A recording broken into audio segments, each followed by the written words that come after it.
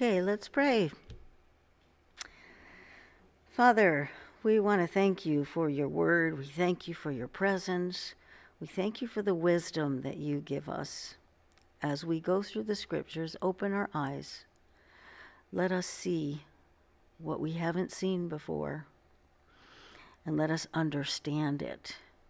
This is a really important chapter we're about to embark on, so I just ask for your wisdom for all of us and for your revelation knowledge. In Yeshua's name, amen. All right, we're starting on Acts 15. And take a look at the first word. It says, but. But some men came down from Yehuda to Antioch. Well, we can't start the sentence with a but. We got to go find out what's going on before that. So go to the previous chapter and look at verse 27. When they arrived, they gathered the Messianic community together and reported what God had done through them, that he had opened a door of faith to the Gentiles. And they stayed for some time there with the Talmudim, but. That's where we get to, okay? Now, what we're talking about is what had happened prior. We had the salvation of Cornelius. Remember that Peter had the vision of the sheep and the animals, the unclean animals, etc. And because of that vision, he was told to go to Cornelius.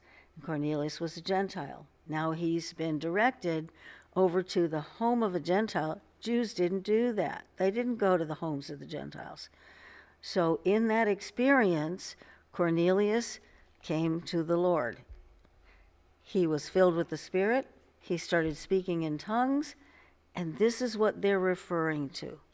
They're saying, well, we can see now that God has opened the door of faith to the Gentiles. So we've got to figure out what to do with the Gentiles. Right? These are people we haven't visited. We haven't had table fellowship with them. They've been of the pagan culture. So we need to know about these Gentiles before we get into Acts 15. Okay?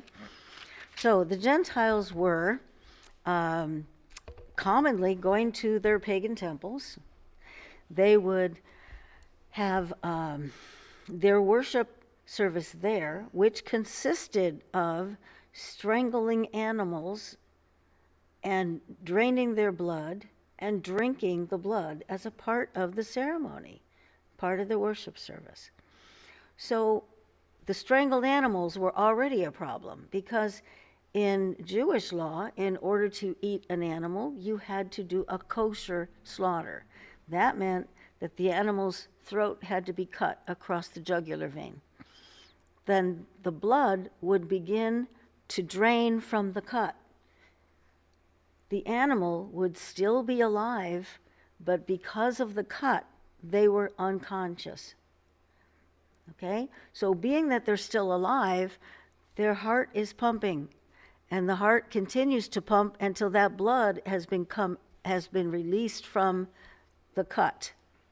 So the animal essentially is cleaning out their own system, so there's no blood in the animal. Then when they eat the flesh of the animal, it has not been contaminated by the blood of the animal. Okay, that was not what would happen if they strangled the animals. So the strangling would cause a severe adrenal response, a shock response for the animal. That could mean that their intestinal tract could explode. Then the fecal material in there would then get into the meat of the animal. So now it's contaminated, okay? So strangling an animal meant you were going to guarantee that this animal was not clean to eat, okay? So strangled animals were part of the process when they offered their animals up to the idols. They would strangle them, they'd drink the blood, and they would also, believe it or not, have sexual intercourse in front of these statues that were all over the pagan temple. Okay? I read in Josephus, you've heard of Josephus, the famous historian. I read an account that he gave, and he said there was a lady who was a married lady, happily married, and there was a fellow in town who thought she was just really hot, and he wanted her. So he tried to make a move on her. She said, no, I'm married. Leave me alone.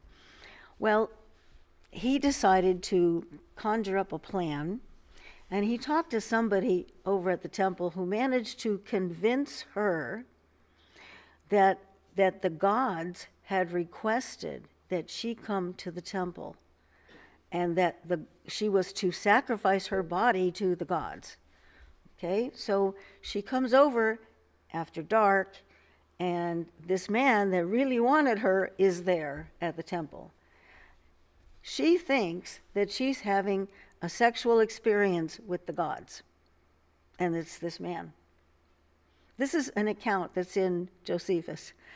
And later, a few days later, she finds out that she's now the talk of the town because, well, he tricked her. But she believed that she had been summoned to be a sacrifice to the gods. This was the culture of that day. So we need to understand the culture, the pagan culture, and what the Jews were having to deal with. They were saying, we can't participate with them. We can't eat food with them because they eat all these bad animals, we can't eat them. And if we have table fellowship with them, if we eat at their houses, we don't know if the animal served at the table is one of those bad ones. We don't know if these have been sacrificed to the idols before they came to us, because what would happen in the temple is the sacrifices, some of that meat would find its way to the meat market. Okay, then they would be buying this contaminated meat. Also, when the pagans would get together for their celebrations and they would make a toast with their wine, they would basically consecrate the wine to the gods. So we've got this conflict of Jews and Gentiles eating together for good reason, okay? So that's what is the context of this chapter, okay? So we know we've got a problem with dealing with the Gentiles. But then there's also these Gentiles who are coming to faith in Yeshua. So what are we going to do with these Gentiles? They've got all this pagan baggage, and they don't know better, and this is what they've been raised in. We've got to deal with this. So how are we going to deal with it, okay? All righty, so we start now with the big but at the beginning of the sentence. But some men came down from Yehuda to Antioch and began teaching the brothers, you can't be saved unless you undergo Brit Milah, that's a circumcision, in the manner prescribed by Moshe. Now, that doesn't sound so bad. Circumcision is something that all the Jews submitted to, right? That was the common thing. It was a sign of the covenant with God to be circumcised. So they assume, of course, if they had to be circumcised, then naturally these other guys who are coming to faith, they're going to have to be circumcised. Okay? That's where this is all coming from. It says, you can't be saved unless you undergo Brit Milah in the manner prescribed by Moshe. This brought them into no small measure of discord and dispute with Shaul and Barnabas. Barnabas is Barnabas. Shaul is Paul. So the congregation assigned Shaul, Barnabas, and some of themselves to go and put this Shelah before the emissaries and the elders up in Jerusalem.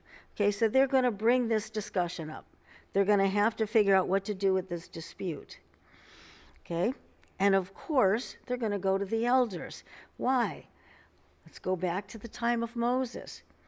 Didn't Moses set up judges? And those were his helpers to help over the different communities. And when there were disputes, people would come before these judges and they would settle the disputes. It's no different than what we have now. It's our legal system now. So they're doing what the Torah teaches, that they are supposed to go before the elders and figure out what to do. Verse 3, it says, after being sent off by the congregation, they made their way through Phoenicia and Shomron, recounting in detail how the Gentiles had turned to God. And this news brought great joy to all the brothers. On arrival in Jerusalem, they were welcomed by the Messianic community, including the emissaries and the elders. Okay, emissaries, remember, those are the missionaries who are going out and preaching. And then the elders are the ones who would make decisions for the congregations. It says, they reported what God had done through them. But some of those who had come to trust were from the party of the Perushim, that's the Pharisees. What do we know about the Pharisees? Well, weren't they the fellows who were making all the extra regulations for people to follow? Over and above what the Torah said, they were also making additional regulations. So that's who they're trying to deal with. It's the party of the additional regulations, okay? And they stood up and said, it is necessary to circumcise them and direct them to observe the Torah of Moses. Well, was that true? Were they right? Were the Gentiles supposed to observe the Torah of Moses? Were they supposed to be circumcised? It goes on. The emissaries and the elders met to look into the matter.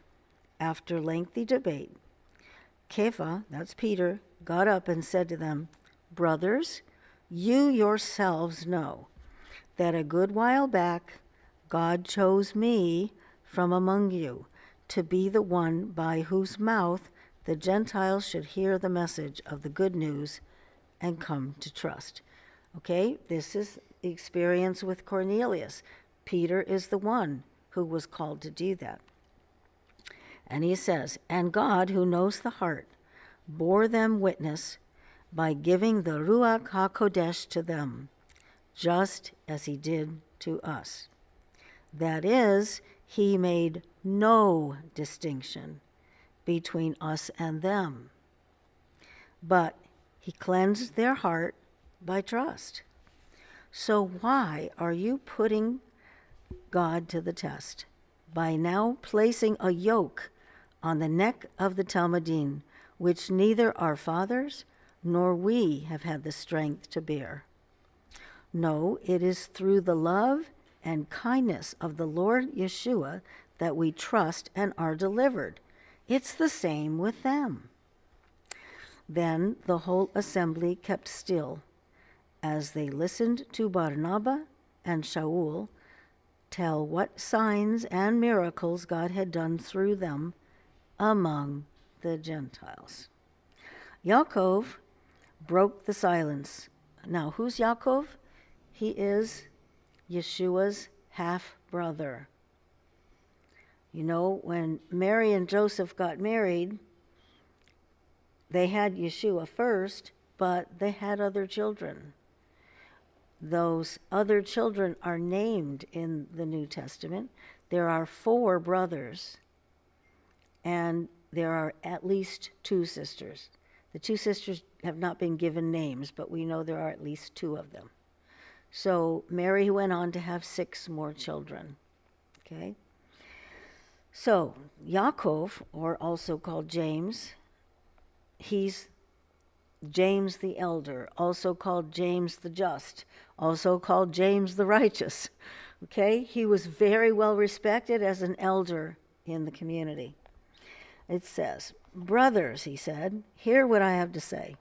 Shimon has told in detail what God did when he first began to show his concern for taking from among the Gentiles people to bear his name. And the words of the prophets are in complete harmony with this. And he goes to a quote from Amos chapter 9. And he says, after this, I will return, and I will rebuild the fallen tent of David. I will rebuild its ruins. I will restore it, so that the rest of mankind may seek the Lord. That is, all the nations who have been called by my name, says Adonai, who is doing these things. So he's quoting from a prophecy in Amos chapter 9. And why is this important? Well, he picks this prophecy for one reason in particular. It says, all the nations who have been called by my name. Okay, the nations, all the nations. You know that's a term for the Gentiles, isn't it? Gentiles, nations, they mean the same thing. So when it says all the nations who have been called by my name, he's pointing to a verse of prophecy that says there will be Gentiles called by my name. It's not just going to be Jews who are called by my name. And so he calls out this prophecy and he says, look, we have Gentiles right now who are coming into the synagogue. They are believing in Yeshua. These are Gentiles called by my name. We are witnessing prophecy right now. And according to prophecy, they are going to help us to rebuild the fallen tent of David. Okay? The fallen tent of David would have been basically the tabernacle of David, the worship place, all these things that David represented, his kingly line. It was destroyed, right? And they were taken into Babylon and all of those other things. I do have one question. Yes. Can you explain why Yaakov is not Jacob at this point and it's James in the New Testament? Yeah. Yaakov is his name, and later we see translations that say he's James. Okay, now we need to think about this. When did this happen? We've heard of King James, right? We've all heard of King James. When he translated, or he had a group of translators who were commissioned to put the Bible into English, he was greatly desiring to have his name in there somewhere. And so he just picked the fellow with the best reputation, of course. James the elder, James the just, James the righteous. That's it. I'm James. I'm in there. That's Yaakov. Just every time you see Yaakov, just erase it, put James. And that's how we have James. Is that what you wanted to know? Okay. Alrighty, so we get to this place where he has quoted Amos, and he's given them a reason for them to reconsider about the Gentiles, because Gentiles were going to be called by the name of God.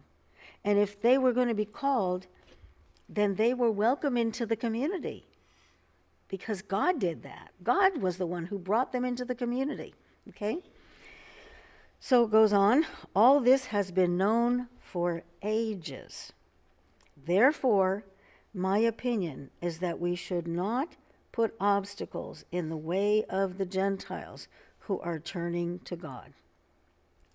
Instead, we should write them a letter telling them to abstain from things polluted by idols, from fornication, from what is strangled, and from blood. Aren't those the things we just talked about that took place in the pagan temple, right? Things that are polluted by idols. If you sacrifice the animals and offer them to idols, they're polluted. Fornication. If you're going to have orgies in front of statues in the pagan temple, we got a problem. We've got some fornication going on. You better stop that. We've got this problem with the strangled animals. We've got people drinking the blood. These are our prohibitions. 4 things that we're going to tell the Gentiles. Now, why did they pick these 4 things? First of all, we already know every one of these is related to idolatry, right? They were all related to the pagans and their idolatry. Isn't it true that Israel ended up in Babylon because of idolatry? Isn't it? I mean, idolatry got them in trouble over and over and over. Aren't they the ones who had the golden calf? Yeah, idolatry. There was always this mixing between their pure faith of the God of Israel and mixing it with the pagans. And he said, no, we cannot do this. If the Gentiles are going to join us, we cannot have them bring their idols into our temple, or we're toast. We can't do this again. So these 4 prohibitions are the ones they came up with. Okay?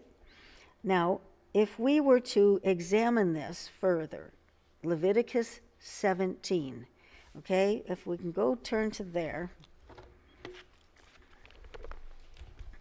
Leviticus 17. Okay, in this chapter, and also in Leviticus 18, there are some phrases that we will find. You have to search for them, but they're there. And they are things like when the community of Israel is together and the foreigners or the outsiders, depends on your translation, the outsiders are among them. Okay? When the outsiders are joined with Israel. And then each time you see that, it talks about the prohibitions or the regulations concerning the community of Israel when the Gentiles are joined with them. Okay? So as you glance through there, you're going to see different places where it talks about that and says that the outsiders that were not part of the community, we have to follow these regulations. Okay? So when you go back in your own time and you read through Leviticus 17 and you find Leviticus 18, you're going to find those 4 prohibitions. Those exact 4 prohibitions that were listed by James or Yaakov the elder, he listed them in the same order that they occur in Leviticus 17 and 18. Okay? So when you find those regulations, they will be in 17 and 18, and it's about the regulations about the outsiders among you. Okay, so aren't the outsiders who were among them, weren't they the Gentiles? They were the Gentiles. Outsiders living among them were the Gentiles. They were sneaking into the synagogues. They were wanting to do things with the Jews. And so there had to be regulations. Well, isn't Yaakov an elder? He knows the Torah. If he's going to try to figure out what guidance to give to the people, he's going to have to go according to what the Torah says. And so luckily, he finds the guidelines in the Torah. Okay, does that help? So you can go and look at those on your own time. And that's Leviticus 17 and 18. Okay, so let's go back to Acts. And let's see, that is verse, where are we? Okay, it is verse 21.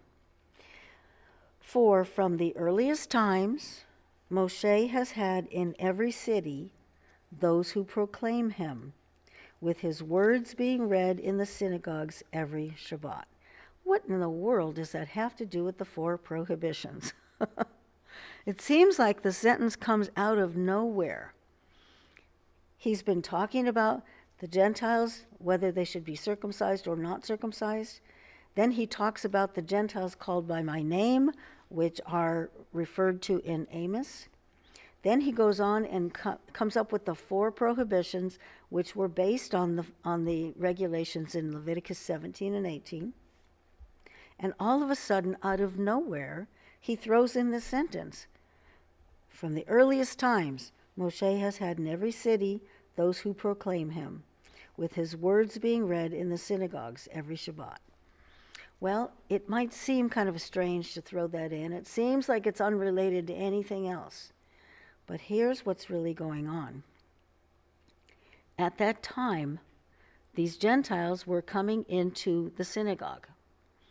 And as they were coming into the synagogue, they were hearing the readings from Moshe. They were hearing the Torah, right? Because every time that they got together for the synagogue services, they would read from the Torah every Shabbat. So now if we understand what's going on here, we can understand more about this sentence. He's saying to the people, these are the regulations we're going to give to the Gentiles. 4 prohibitions.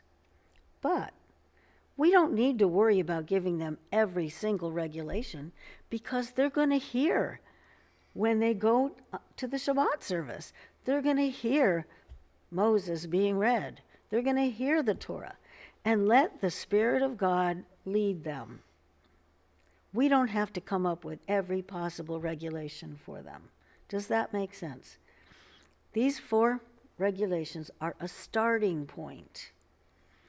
That does not mean these are the only things the Gentiles need to concern themselves with.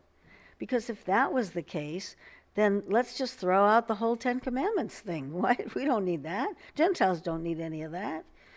Okay? How much do we throw out of the Torah?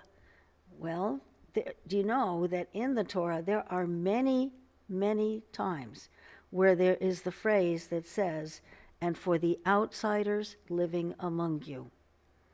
So the Torah makes the regulations. So if we throw the whole Torah out, we're not going to know what the regulations are for the Jews and for the Gentiles, okay? They are different. There are different regulations for Jews as for Gentiles. There are distinguishing things that are set up in the Torah. And so they're going to hear about it when they go to Shabbat. They're going to hear the words of Moses when they go to Shabbat. So it's not going to be something we have to solve right now, okay? Then the emissaries and the elders, together with the whole Messianic community, decided to select men from among themselves to send to Antioch with Shaul and Barnabas. And who did they send? Yehuda, called Barsaba, and Selah, that's also Silas, you probably know it as Silas, both men, leading men among the brothers. And then they tell what the letter is that they're going to send. The letter is right below it. It says, "From the emissaries and the elders, your brothers, the brothers, to the brothers from among the Gentiles throughout Antioch, Syria, and Cilicia." Okay? So there's your from and there's your to. They've already given you the description. Who's this letter from and who's it going to? He tells them it's going to go to the Gentiles. Okay? These regulations were decided for the Gentiles. It was decided that they don't need to be circumcised. It was decided that they have to keep these regulations in order to have fellowship with the Jews. Okay? Now, it goes on and says, "Greetings." Well, that's at the end of the letter. Okay? They've sent it to the emissaries, sent it from the emissaries to the brothers, and then they start the letter, "Greetings." Okay? So it goes on. "We have heard that some people went out from among us without our authorization, and that they have upset you with their talk, unsettling your minds. So we have decided unanimously to select men and send them to you with our dear friends Barnabas and Shaul, who have dedicated their lives to upholding the name of our Lord, Yeshua the Messiah. So we have sent Yehuda and Selah, and they will confirm in person what we are writing." Now it keeps going. This is the rest of the letter. "For it seemed good to the Ruach HaKodesh and to us not to lay any heavier burden on you than the following requirements: to abstain from what has been sacrificed to idols, from blood, from things strangled, and from fornication. If you keep yourself from these, you will be doing the right thing. Shalom." So we have the letter. Even if there is no actual book of the Bible that said it's the letter or the epistle to Antioch. Even though we don't have that, we have it in here, the text of the letter. This is what they wrote to them. Okay? And it goes on. The messengers were sent off and went to Antioch, where they gathered the group together and delivered the letter. After reading it, the people were delighted by its encouragement. Yehuda and Selah, who were also prophets, said much to encourage and strengthen the brothers. After they had spent some time there, they were sent off with a greeting of Shalom from the brothers to those who had sent them. But Shaul and Barnabas stayed in Antioch, where they and many others taught and proclaimed the good news of the message about the Lord. After some time, Shaul said to Barnabas, "Let's go back and visit the brothers in all the towns where we proclaimed the message about the Lord, and see how they're doing." Now Barnabas wanted to take with them Yochanan, the one called Mark. In other words, his name was John Mark. He wanted John Mark to come along on the trip. But Shaul thought it would be unwise to take this man with them, since he had gone off and left them. That's not a good idea. He's gone off and left them in Pamphylia to do the work by themselves. There was much sharp disagreement over this, that they separated from each other, with Barnabas taking Mark and sailing off to Cyprus. However, Shaul chose Selah and left, after the brothers had committed him to the love and kindness of the Lord. He went through Syria and Cilicia, strengthening the congregations. So I want to pause there for a moment. Antioch was, as we look in earlier books of Acts, I don't remember which chapter right now. I think it's chapter 5 or chapter 6. And it talks about Antioch. It talks about some of the people from Antioch that were chosen to be leaders. And there were a lot of Gentiles in Antioch, lots and lots of them. There were also lots of Jews in Antioch. They had been what was called the diaspora.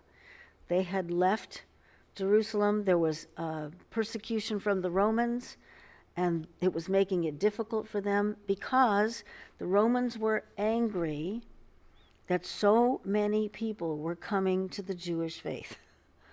They were coming in droves. They wanted to stop this conversion, and they said, "No, we can't do this. You won't be able to convert anybody. You won't be able to have certain worship days. You won't be able to practice certain Jewish practices."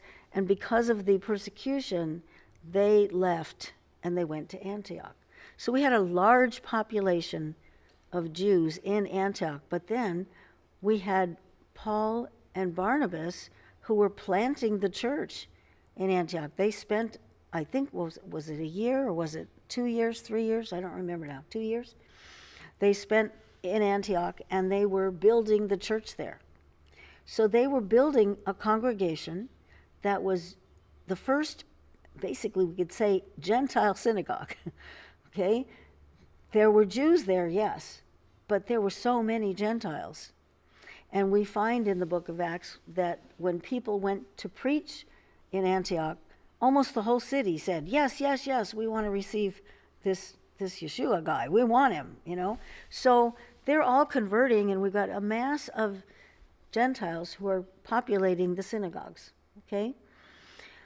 So when we look at this story that we just examined, we see that a letter was sent to them, and there were the prohibitions. We also find something in history that was written maybe a couple of years after the Jerusalem Council, and it's called the Didache. It's Didache, Didache. And it's the full title is something like the teaching of the 12 apostles to the Gentiles in Antioch. Okay? It was a letter written to them. Now, when we study the Didache and the history and the context, we find out that there was a letter sent to the congregation in Antioch, and this was very likely the Didache. So the Didache gives all these regulations for the Gentiles. It's different than our 4 prohibitions. The prohibitions were, no, you can't do this. But then the Didache says these are the things we do. So we find out a lot about the way the believers lived and how they operated and how they worshiped at that time. We find out that the Jews had 2 fast days a week. The Gentiles picked 2 fast days a week, but they picked different ones. Why would they do that?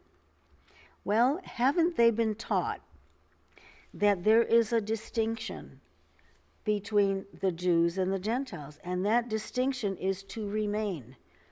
Even though the Gentiles are coming into the synagogues, they're not supposed to be circumcised, so there's a distinction.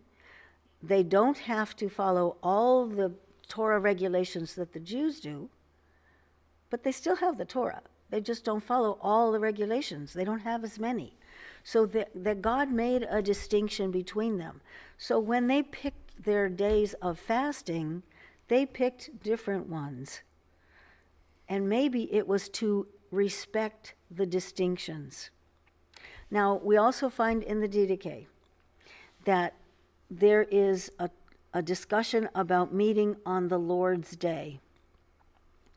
So, what is the Lord's Day?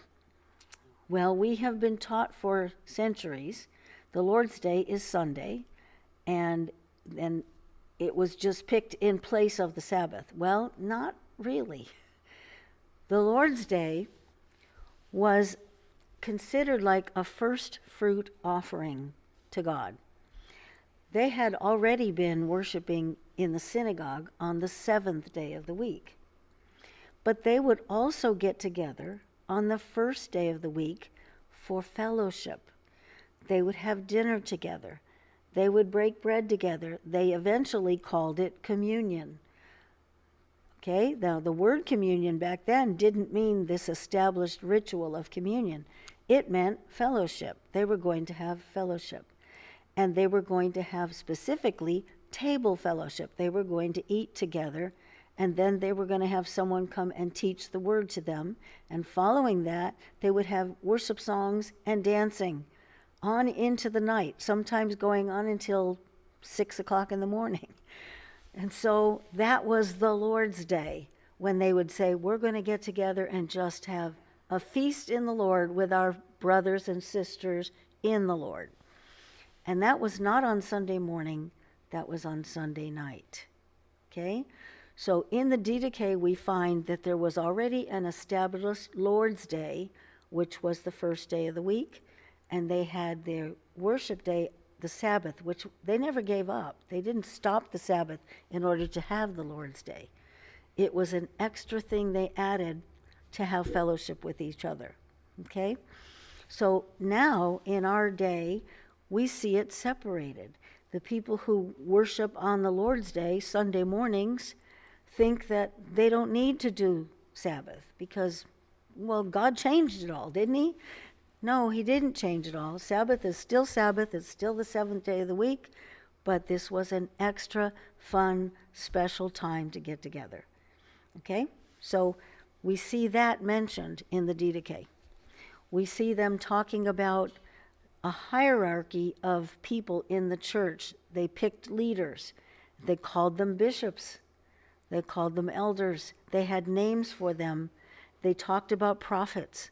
They talked about the teachers and the pastors. Those are all mentioned in the Didache. It's not a very long document. If you print it out, it probably would take about 4 or 5 pages to print it out. That's the whole thing. But it gives us a lot of information that coordinates with this time that we just read about.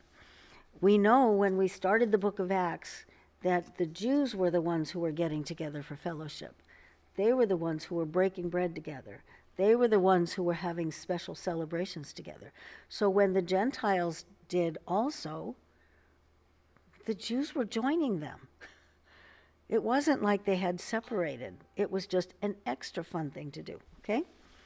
Alrighty, so that's the context of that, and I would encourage you to look up the Didache. You can find it on PDFs online, a free download. Lots of people have it up there, so you can check it out for yourself and see what it says. All right, now we go on, chapter 16. Shaul came down to Derbe and went on to Lystra, where there lived a Talmud, that is a disciple, named Timothy. He was the son of a Jewish woman who had come to trust, and a Greek father. Now, why is this important for us to know? He's the son of a Jewish woman. So would he be considered Jewish, or was he considered Jewish by the father's line? It was a mixed bag, really.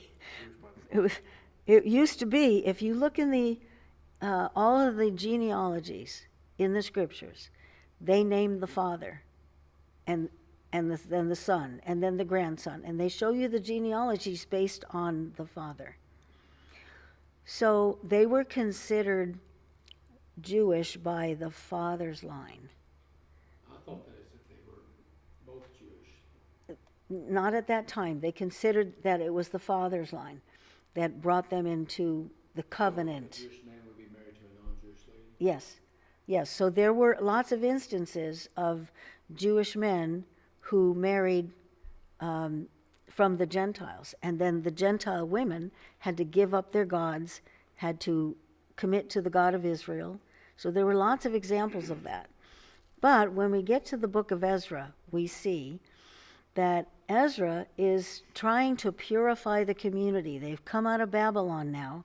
They're reading the Torah for the first time in ages. And he looks at the Torah and he says, wait a minute, we can't have idolatry in the camp. We can't have all these women, these Gentile women in our population. They're polluting our community with idols. We can't do this. So he decides to purify it. And at that point, some of the decisions that he made, they began to think that maybe the consideration of Jewish or non-Jewish came through the mother, because the mother gave birth to the child, but they didn't necessarily know who the father was. So they decided by that rule, they knew this one came through a Jewish woman, so therefore this one's Jewish. Okay, so suddenly everything switched, and now they were saying that the Jewish determination came through the mother. Okay, so we have an issue here in this chapter. It says that Timothy is the son of a Jewish woman, so she would have been considered Jewish by that standard that they had made through the time of Ezra. Okay, so he would be Jewish. But then he has a Greek father, so he's mixed blood, right? Now, being a Greek father, he was not circumcised if he was a Greek father. So it's very likely that they would have said, well, we want our son to look like dad. So if dad's not circumcised, well, then we just won't circumcise Timothy. Okay? Problem was, with a Jewish mother, he should have been circumcised, right? So it says, all the brothers in Lystra and Iconium spoke well of Timothy. Shaul wanted Timothy to accompany him. Well, that means he wants him to go on the missionary trip. Well, here's the problem. If he goes on the missionary trip and he's out there speaking to Jews and to Gentiles, are the Jews going to listen to him if he's a Jew who's not circumcised? They're going to discredit him if he's not circumcised. So the next thing it says is, so he took him and did a Brit Milah. He made Timothy get circumcised. Why? Because of the Jews living in those areas. For they all knew that his father had been a Greek. So there was our problem. See, they knew he wasn't circumcised. So why did Shaul decide to circumcise him? So that he would not lose any credibility in his preaching to the Jewish people. Okay? That's what that's about. Later, you'll see another situation where Paul tells the other person to not get circumcised. Okay? But in this case, he says, you need to be circumcised. Okay, we go on. As they went on through the towns, they delivered to the people the decisions reached by the emissaries and the elders in Jerusalem for them to observe. Accordingly, the congregations were strengthened in the faith and increased in number day by day. Okay, so we have a pretty good evangelism going on, right? The gospel is being spread, people are receiving it, numbers are increasing in their community of faith. It says they traveled through the region of Phrygia and Galatia because they had been prevented by the Ruach HaKodesh from speaking the message in the province of Asia. They were told, don't go there. The Spirit of God would not let them go to Asia. When they came to the frontier of Mysia, they tried to go into Bithynia, but the Spirit of Yeshua would not let them. So after passing by Mysia, they came down to Troas. There, a vision appeared to Shaul at night. A man from Macedonia was standing and begging him, come over to Macedonia, and help us. As soon as he'd seen the vision, he lost no time getting ready to leave for Macedonia, for we concluded that God had called us to proclaim the good news to them, the Macedonians. That was part of the capture of the Greek Empire, Macedonia. It was one of the big areas that Alexander the Great captured. Okay, it says, sailing from Troas, we made a straight run to Samothrace, I think that's it, Samothrace. The next day we went to Neapolis, and from there we went on to Philippi, a Roman colony and the leading city of that part of Macedonia. We spent a few days in this city. Then, on Shabbat, we went outside the gate to the riverside, where we understood a minyan meant. Who knows what a minyan is? Go ahead. Minyan's 10 men or more who were meeting together in the Jewish synagogue. It's a group of 10 or more, minyan. We sat down and began speaking to the women who had gathered there. One of those listening was a woman from the city of Thyatira named Lydia, a dealer in fine purple cloth. She was already a God-fearer, and the Lord opened up her heart to respond to what Shaul was saying. Let's back up a minute. What's a God-fearer? Do you remember Cornelius? He was called a God-fearer. Wasn't Cornelius a Gentile? Okay? This term, God-fearer, is not used for the Jews. It's used for the Gentiles who came to faith or were going to be coming to faith. They feared the Lord. They wanted to know about him. They wanted to know how to get their lives right. These were the God-fearers. So, Lydia is called a God-fearer. She's a Gentile woman. And the Lord opened up her heart to respond to what Shaul was saying.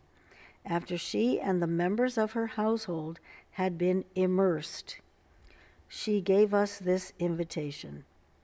If you consider me to be faithful to the Lord, come and stay in my house. And she insisted until we went. Wait a minute. She's a Gentile. The Jews are going to this Gentile woman's house. Something has changed, right? Remember that they would never do that before? Now they understood that there were times and places for these things to happen. It was okay if God led them there, they were going to go there. Okay? Once, when we were going to the place where the minyan gathered, we were met by a slave girl who had in her a snake spirit that enabled her to predict the future. We're talking about a demon spirit, are we not? And it says that it was in her. It doesn't say that it was around her. It doesn't say it was on her side. It doesn't say that it was harassing her. It said it was in her. In her. Okay? She earned a lot of money for her owners by telling fortunes. This girl followed behind Shaul and the rest of us and kept screaming, "These men are servants of God Ha'alion. They're telling you how to be saved." Wow, she's preaching the gospel. That snake spirit is screaming to everybody, "Watch out for these guys. They're going to get you saved." She kept this up day after day until Shaul, greatly disturbed, turned and said to the spirit, "In the name of Yeshua the Messiah, I order you to come out of her." And the spirit did come out at that very moment. What do we learn from this? We learn that as believers, when we are walking in the way that God has told us to walk, when we're doing His business, we have authority to command these demons. Now, where we command them to go, or how we command them to go, that's sort of a case-by-case basis. But what we see is he mentions his authority in the name of Yeshua the Messiah. He's telling these demon spirits, I have authority, and you know I have authority. And then, by that authority, I'm ordering you to come out of her. And what happened? The spirit did come out of her. So how did it happen that Shaul recognized that this was a spirit? Well, what do we know about spirits? They cause confusion. Spirits always cause confusion. They also have pretty bad behavior. They're not really nice. They're just bad behavior. So here's this woman who's disrupting them and causing a scene. This is typical of demon spirits. When we see this kind of behavior around us, instead of thinking, what's wrong with that person? We want to think, wait a minute, there's this spirit who's aggravating all of us. I'm going to just tell it to shut up. Or I'm going to tell it to leave. We don't have to put up with this kind of behavior. Okay?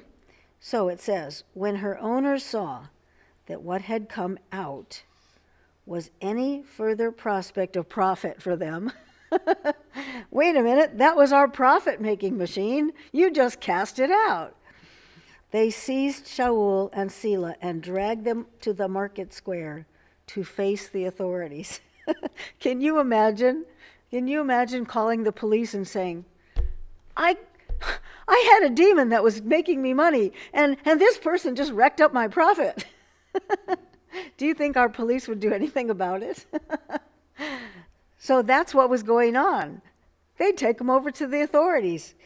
It says, bringing them to the judges, they said, these men are causing a lot of trouble in our city because they're Jews. What they are doing is advocating customs that are against the law for us to accept or practice, since we are Romans. Now, is that really what they meant? No. They just wanted to make sure that they got their profit-making machine back. But that's not what they said. So now they're liars. Aren't they kind of in line with the father of lies? Right? They're lying to get somebody to uphold the law. But the law does not protect somebody who's lying. And yet they're trying to use that for their favor. It says, the mob joined in the attack against them, and the judges tore their clothes off them and ordered that they be flogged. After giving them a severe beating, they threw them in prison, charging the jailer to guard them secretly. Upon receiving such an order, he threw them into the inner cell and clamped their feet securely between heavy blocks of wood. when I was in Rome, I remember going to a site which they said was very likely Peter's prison in Rome.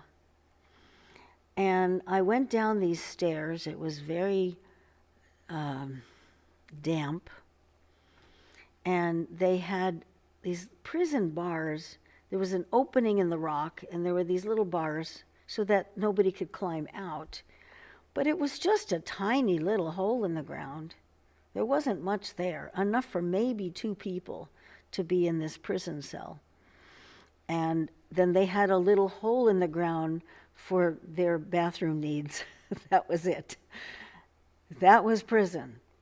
Okay, so we're talking about something that's not a really pleasant prison like what we have nowadays with beds and mattresses and latrine, all of that. No, they didn't have any of that. So here they are, thrown into prison. For what? For casting out a demon. They're thrown into prison. And it says, upon receiving such an order, he threw them into the inner cell, clamped their feet securely between heavy blocks of wood. So they're strapped in. They're chained into the prison. And they can't move anyway. There's not very many places to go. Around midnight, Shaul and Selah were praying and singing hymns to God. Well, yeah, because praise is the way we get through the gates, isn't it? We enter his gates with thanksgiving. So they're singing and praising, while the other prisoners listened attentively. I'm sure they were shocked. What in the world are these guys doing? They're singing happy songs. Don't they realize we're in a prison? Don't they realize this is disgusting here? No, they don't care. They're praising God in their circumstances. Suddenly, there was a violent earthquake which shook the prison to its foundation. All the doors flew open. Everyone's chains came loose. The jailer awoke, and when he saw the doors open, he drew his sword and was about to kill himself, for he assumed that the prisoner had escaped. Why would he be ready to kill himself? It was an honorable thing to do if he let those prisoners go. He was bad. He was going to be punished by Rome. He might as well just kill himself and get it over with, okay? So he assumed the prisoners had escaped. But Shaul shouted, "Don't harm yourself. We're all here." Imagine God sent them their own personal earthquake so they could get free, and they didn't even leave. Okay, calling for the lights, the jailer ran in, began to tremble, and fell down in front of Shaul and Selah. And then leading them outside, he said, "Men, what must I do to be saved?" They had been listening to worship songs. Their hearts were changed just listening to the worship songs. Well, we have to also look at, it was not just Paul and Silas' chains and door was opened. Every door in the prison and every chain supporting these people were in the prison. That's why Paul says, no one's left, we're all here, don't kill yourself. No reason for it. Yeah, and so just the thought of it, though, that an earthquake was sent just to release them from prison. God is so cool. Okay, so then it goes on. What must I do to be saved? And they said, trust in the Lord Yeshua, and you will be saved, you and your household. Whereupon they told him and everyone in his household the message about the Lord.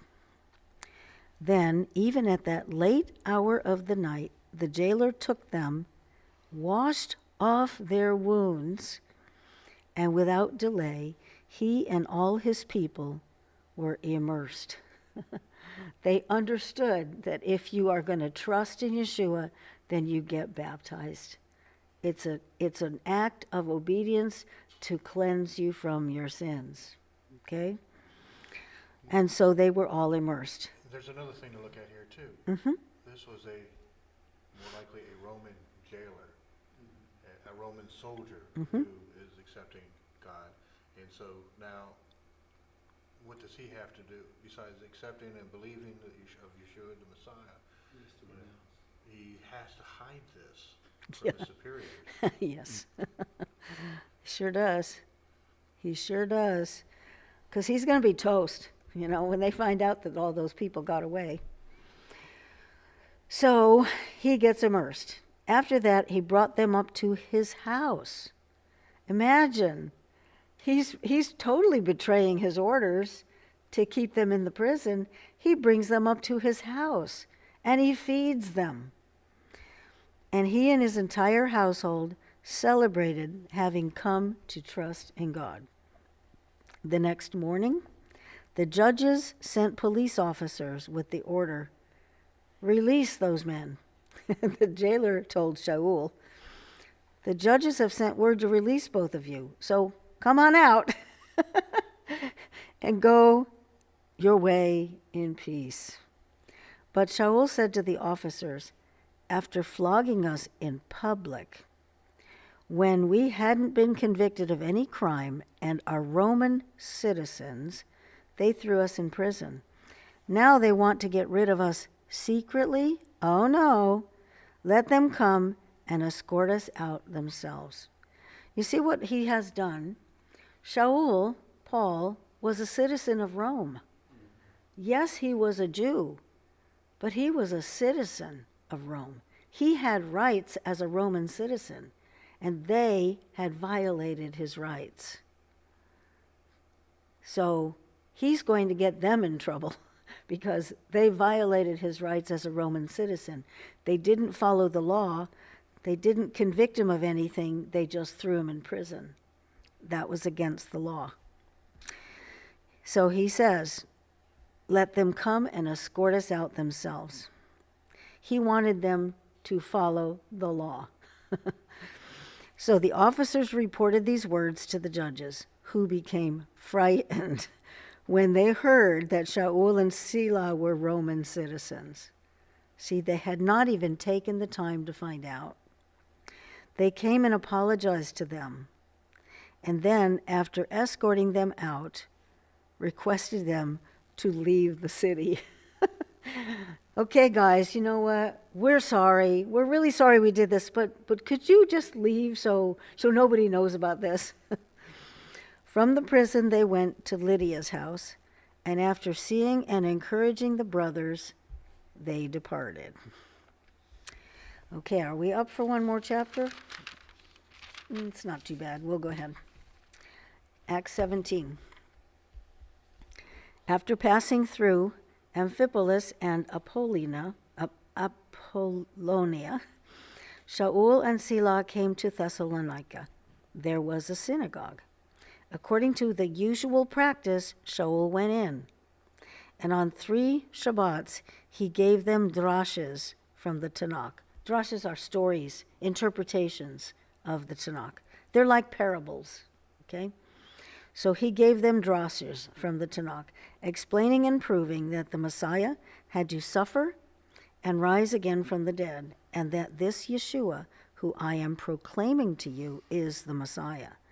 Some of the Jews were persuaded, and they threw in their lot with Shaul and Silah, as did a great many of the Greek men who were God-fearers. So Paul had to tell his story of how he came to learn that Yeshua was the Messiah on his trip to Damascus here. And now he's not only using that story of how he came to the Lord, but also how the Lord has affected him, how he's presented him, and now he's showing other people how they can accept him too.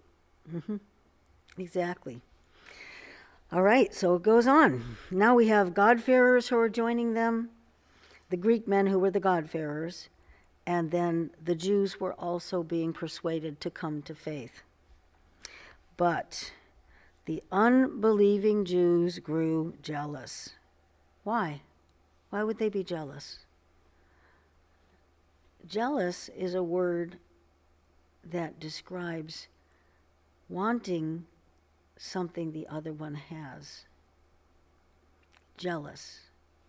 They wanted what the others had. But they're holding on to their traditions, their understanding of what the Jewish faith should be, and that shouldn't be following Yeshua as far as they were concerned, okay? So it says the unbelieving Jews grew jealous, so they got together some vicious men from the riffraff hanging around in the market square, collected a crowd, and started a riot in the city. Oh, Black Lives Matter. We've got a riot. They've decided to plan one so they could stir up trouble. They attacked Jason's house, hoping to bring Shaul and Selah out to the mob. But when they didn't find them, they dragged Jason and some of the other brothers before the city authorities and shouted, "These men who have turned the whole world upside down have come here too. And Jason has let them stay in his home. All of them are defying the decrees of the emperor because they assert that there is another king, Yeshua." See, they're trying to stir up trouble, right? That's what riots are about. They're trying to get everybody stirred up and upset. Their words threw the crowd and the authorities into a turmoil, so that only after Jason and the others had posted bond did they let them go. But as soon as night fell, the brothers sent Shaul and Selah off to Berea, or Berea, however you want to pronounce it. As soon as they arrived, they went to the synagogue. Now, the people here were of nobler character than the ones in Thessalonica. They eagerly welcomed the message, checking the Tanakh every day. The Tanakh is the Hebrew Bible that includes the Torah, the prophets, and the writings, the Psalms, etc. Okay, so they're checking the Tanakh every day to see if the things Shaul was saying were true. You know what? You might want to memorize that verse. That's something we should always be doing. I'm up here talking to you about things, and you need to go check and see if the word says it's true. What if I'm wrong? Are you going to take everything I say? You should check it. Always test what somebody is teaching you. Go check it out for yourself. Is it in the Word? Okay? And that's not just checking what you see in the New Testament here, but you have to go back to the Old Testament and read it and do your research there. Because that's where Paul, Shaul, and Silas are getting all their information. This wasn't written. The New Testament wasn't written. They're living acts. So this is happening as they're living. So they didn't have this text. They didn't have these writings for them. You have to go back and look at the Tanakh, the Old Testament, and see where he's getting his information from and which prophet, what part of the Torah and the prophets and in the writings, where he's getting his information. Once you do that, I believe the New Testament will fall into place a lot easier. Yeah, as long as you're following the Tanakh and not some of these modern translations. Yeah, the modern translations can get us in trouble, right? Yeah, and so what Carl was saying is a really important point.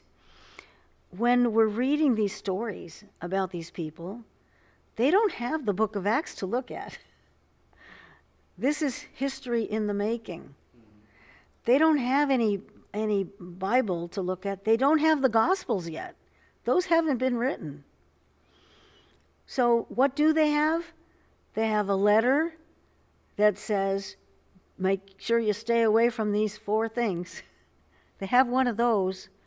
They probably have the letter to the Galatians, where some experts believe that the letter to the Galatians was written just before they headed to the Jerusalem Council. They were telling the Galatians what they needed to do. So there might have been an epistle or 2. They might have had the Didache, but not much else. So when they go to consult the scriptures, it's the Tanakh that they're consulting. Okay? Okay, so he says that they checked every day to make sure that whatever Shaul was saying was true. Okay, now we go on. verse 13. But when the unbelieving Jews of Thessalonica learned that the word of God had been proclaimed by Shaul and Berea as well, they went there too to make trouble and agitate the crowds. These are professional rioters. Does that sound anything like what we have in our society today? Professional rioters going to stir up trouble. Okay?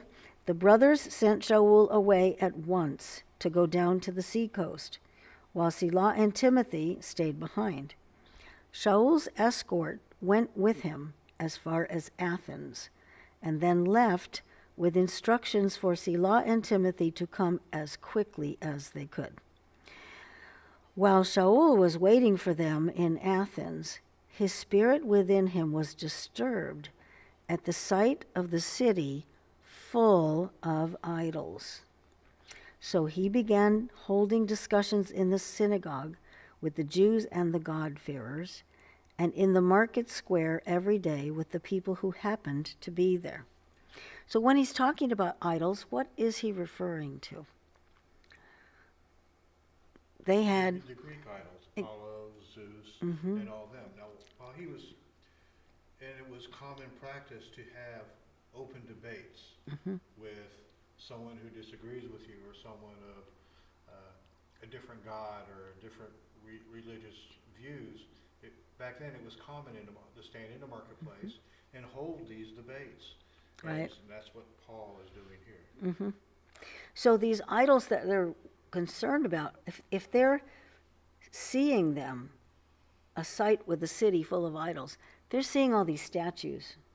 They're seeing all these statues that were to Zeus or to Jupiter. Actually, the Romans and the Greeks, it was the same god, but Jupiter was the Roman name and Zeus was the Greek name.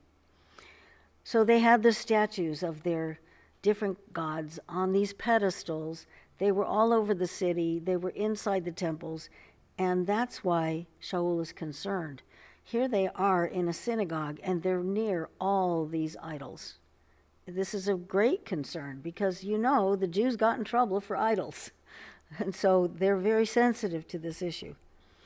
So it says they began discussing in the synagogue, in the market square every day with the people who happened to be there. A group of Epicurean and Stoic philosophers started meeting with them. Some asked, "What is this babbler trying to say?" Others, because he proclaimed the good news about Yeshua and the resurrection, said, "He sounds like a propagandist for the foreign gods."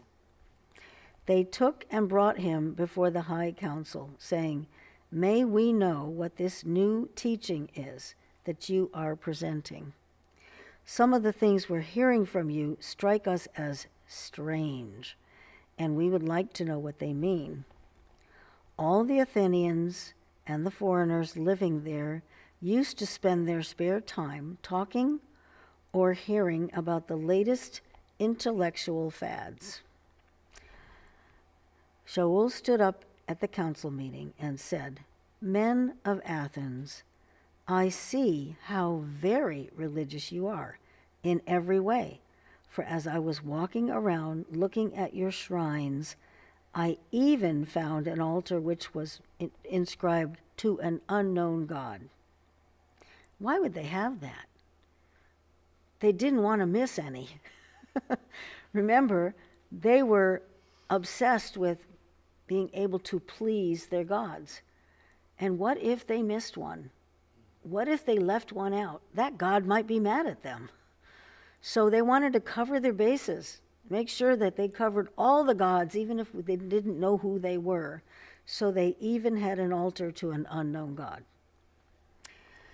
So the one whom you are already worshiping in ignorance, this is the one I proclaim to you. He's the unknown God. He's the one you don't know about. We're talking about the God of Israel. That's who we're talking about. The God who made the universe and everything in it, and who is Lord of heaven and earth, does not live in man-made temples, nor is he served by human hands, as if he had lacked something, since it is he himself who gives life and breath and everything to everyone. From one man he made every nation living on the entire surface of the earth, and he fixed the limits of their territories and the periods when they would flourish. God did this so that people would look for him and perhaps reach out and find him, although in fact he is not far from each one of us. For in him we live and move and exist. Indeed, as some of the poets among you have said, we are actually his children. So, since we are the children of God, we shouldn't suppose that God's essence resembles gold, silver, or stone, shaped by human technique or imagination. In the past, God overlooked such ignorance, but now he is commanding all people everywhere to turn to him from their sins, for he has set a day when he will judge the inhabited world, and do it justly by means of a man whom he has designated, and he has given public proof of it by resurrecting this man from the dead. What is he telling them? He's talking about the resurrected Yeshua. He says that this man who was resurrected one day is going to judge the inhabited world. He's already been selected, he's already been resurrected, and the plan is in motion. Okay? At the mention of a resurrection of dead people, some began to scoff, while others said, "We want to hear you again on this subject."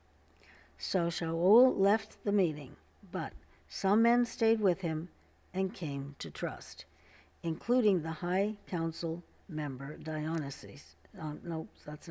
Dionysius. There was also a woman named Damaris, and others came to trust along with them. So what have we covered so far? We've looked at the most important, in my opinion, the most important book in the New Testament. We looked at Acts 15. What do we do with the Gentiles? This is pivotal. It's pivotal. What we see is all of the teachings in the Tanakh were always taught toward the Jews. The message was given to the Jews. But the Jews were told, you're supposed to be a light to the nations. Okay, that means the Jews were supposed to share this information with the Gentiles, the nations. This was always in the plan of God. So when they are seeing in their day that the Gentiles are starting to come into the synagogues, they recognize that the Tanakh said this would happen. The Tanakh told that this was going to happen. This was predicted. It was prophesied. So we need to figure out what we're supposed to do with these Gentiles. Okay? So the rest of the book of Acts is going to demonstrate for us what they did with the Gentiles. How did they spread the message? This is something we need to know. How do we teach the message to people? How do we share this message? Do you see any place in these scriptures where they say, well, let's open up our Bibles and look at such and such? No, they didn't. They just talked about things that were in the Tanakh. They talked in regular language, conversational style, and they were sharing. That's the way we share. We share with our own words. We share the real story with our own words. And then people will receive it when it's our genuine conversation, okay? So we're going to conclude the book of Acts now, and we'll be continuing on with that next week. But let's go ahead and pray before we finish up. Father, thank you, thank you, thank you, thank you. We love your word. We love to read the stories. But Lord, we want to learn how we can be the book of Acts, how we can walk in these ways, how we can follow the leading of the Spirit, how we can lead people into the kingdom. Help us to know that. Help us and teach us in all these ways that we need to know. And we commit the teaching of the word. We commit to read it. We commit to listen to it. We commit to walk it. And from here forward, Lord, we ask that you would just keep training us to be the Book of Acts church that you want for us. Raise us up. Ignite us in the Spirit of God. We love you, we appreciate you, and we thank you in Yeshua's name. Amen.